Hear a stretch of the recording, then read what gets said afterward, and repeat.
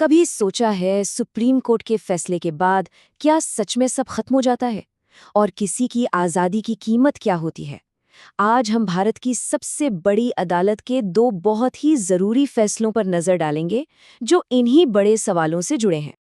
तो चलिए उस सवाल से शुरू करते हैं जो शायद कई लोगों के मन में आता होगा। जब सुप्रीम कोर्ट कोई फैसला सुना देता है तो क्या वो पत्थर की लकीर बन जाता है या फिर कोई आखिरी दरवाजा भी होता है जिसके बारे में ज्यादातर लोग नहीं जानते। तो यहीं पर एंट्री होती है एक बहुत ही खास और बहुत ही रेयर कानूनी रास्ते की। इसे अक्सर आखिरी उम्मीद या लास्ट रेमेडी भी कहा जाता है। ये वो मौका है जब हमारा जुडिशियल सिस्टम खुद को सुधारने की एक आखिरी कोशिश करता है। तो आखिर ये क्यूरेटिव पिटिशन है क्या भला? इसे आप कानूनी सिस्टम का एक इमरजेंसी एग्जिट समझ सकते हैं। देखिए, ये कोई रेगुलर अपील नहीं है। इसका इस्तेमाल सिर्फ और सिर्फ बहुत ही असाधारण मामलों में होता है, जब लगे कि न्याय देने में कोई बहुत बड़ी बुनियादी गलती हो गई है। जरा इस सफर को देखिए तो समझ आएगा कि ये कितना कितना आखिरी पड़ाव है। कोई भी केस पहले ट्रायल कोर्ट में चलता है, फिर हाई कोर्ट, फिर सुप्रीम कोर्ट। अरे, सुप्रीम कोर्ट के फैसले के बाद भी एक रिव्यू पिटिशन का ऑप्शन होता है। और इन सब के बाद जब सारे रास्ते बंद हो जाते हैं, तब जाकर कहीं क्यूरेटिव पिटिशन का नंबर आता है। हाल ही में सुरेंद्र कोहली बनाम उत्तर प्रदेश राज्य के केस में इसी कॉन्सेप्ट को टेस्ट किया गया। इस हाई प्रोफाइल मामले में एक क्यूरेटिव पिटिशन डाली गई, जिसने फिर से ये सवाल खड़ा कर दिया कि न्याय की आखिरी हद आखिर है कहाँ। इस पिटिशन को देखने के बाद 3 जजों की बेंच का फैसला एकदम साफ और दो टूक था।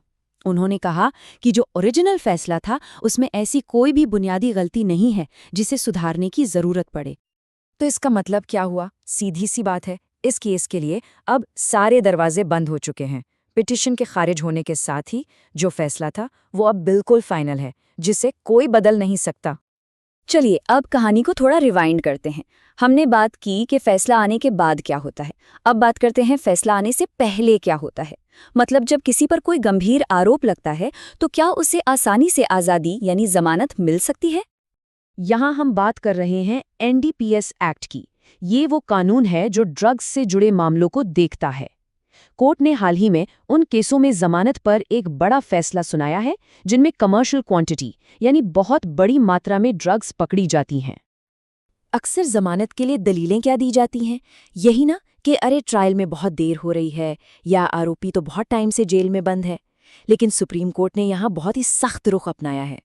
कोर्ट ने साफ कर दिया है कि सिर्फ ये वजहें जमानत देने के लिए काफी नहीं हैं।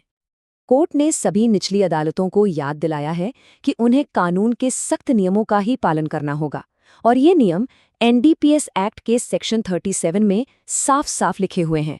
और यकीन मानिए, ये कोई छोटी मोटी शर्तें नहीं हैं। ये कानून जमानत के लिए 2 बहुत ही सख्त शर्तें रखता है। पहली, कोर्ट को पहली नज़र में ये लगना चाहिए कि आरोपी बेगुनाह है। और दूसरी, कोर्ट को इस बात का भी भरोसा होना चाहिए कि अगर इसे जमानत पर छोड़ा गया तो ये बाहर जाकर कोई और जुर्म नहीं करेगा। अब सोचिए, ये दोनों शर्तें पूरी करना कितना मुश्किल होगा। तो कोर्ट का मैसेज बिल्कुल लाउड एंड क्लियर है। अगर ये दोनों शर्तें पूरी नहीं होती हैं तो जमानत का तो सवाल ही पैदा नहीं होता। इससे पता चलता है कि जब बात समाज की सुरक्षा की आती है तो कानून कितना सख्त हो सकता है। तो हमने 2 अलग अलग फैसले देखें, एक जो कहानी के अंत की बात करता है और दूसरा उसकी शुरुआत की। तो जब इन दोनों को साथ में रखकर देखते हैं तो हमें हमारे न्याय सिस्टम के बारे में क्या समझ आता है? ये असल में एक ही सिक्के के 2 पहलू हैं।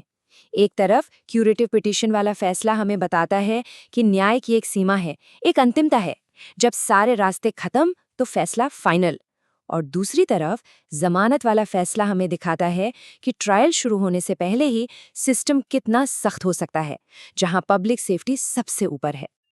और ये हमें एक बहुत ही जरूरी सवाल पर लाकर छोड़ देता है, एक सिस्टम की मजबूती और एक इंसान को मिलने वाले न्याय के आखिरी मौके के बीच सही बैलेंस कहाँ पर है। यही वो मुश्किल सवाल है जिसका जवाब हमारा जस्टिस सिस्टम हर रोज ढूंढने की कोशिश करता है। सोचिएगा जरूर।